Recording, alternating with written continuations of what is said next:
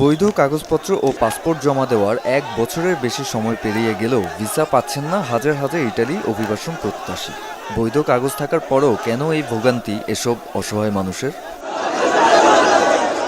বাংলাদেশ পররাষ্ট্র মন্ত্রণালয়ের সামনে সহ একাধিক জায়গায় তারা মানববন্ধন করেছেন প্রেস কনফারেন্সও। তারপরও নেই কোনো সুরাহা। ফলে এবার তারা মানববন্ধন সহ অবস্থান কর্মসূচি পালন করলেন রাজধানীর ঢাকার গুলশানে, অর্থাৎ যেখানে বাংলাদেশে ইতালি দূতাবাস।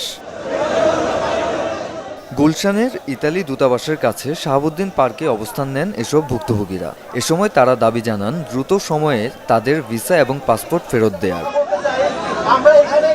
অনেকে 1 বছর, আবার কেউ এর বেশি সময় ধরে ভিসার জন্য আবেদন করলেও নেই ভিসা পাসপোর্ট।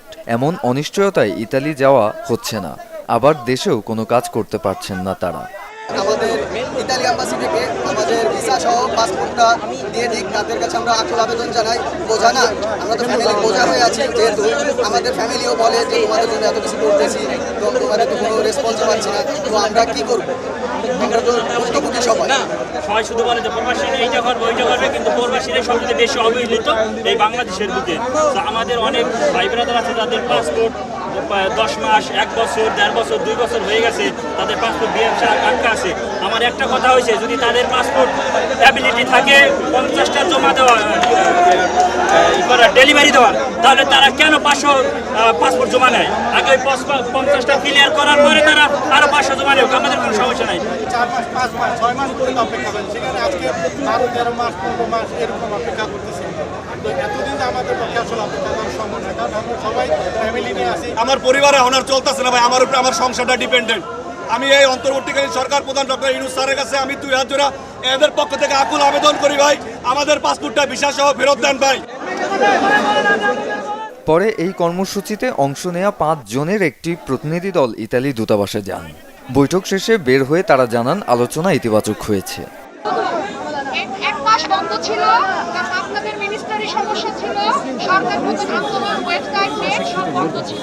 সেজন্য আমরা দ্রুত গতিতে কাজ করতে পারি নাই। সেজন্য আপনাদের কাছে বিনীতভাবে ক্ষমা চাচ্ছি। আমি অ্যাম্বাসেডর হিসেবে চুক্তিবদ্ধ করলাম, খুব তাড়াতাড়ি লিখিতভাবে বললাম যে শুধু ওয়ার্ক ভিসা ডেলিভারি ছাড়া ইতালির 3টা গ্লোবাল আপাতত কোনো ডেলিভারি দিবে না। 7 দিনের মধ্যে 3টা গ্লোবালে অন্তত 100টা পাসপোর্ট না দিলে আপনাদের এম্বাসিতে আবার অ্যাটাক করতে আমরা বাধ্য হব।